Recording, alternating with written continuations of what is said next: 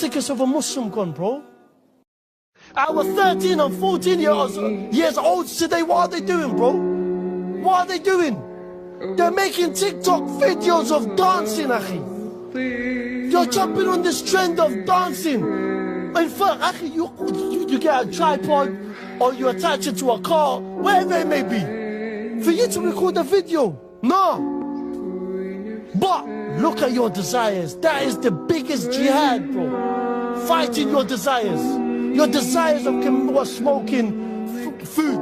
Man, don't call it food. Smoking weed. Your desires of getting closer to girls or committing sinner. Those desires.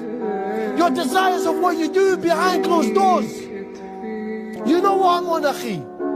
Pornography has become normal. Let's not be around the bush now, bro.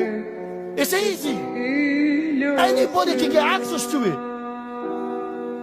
Where's the etiquette of a Muslim gone, bro?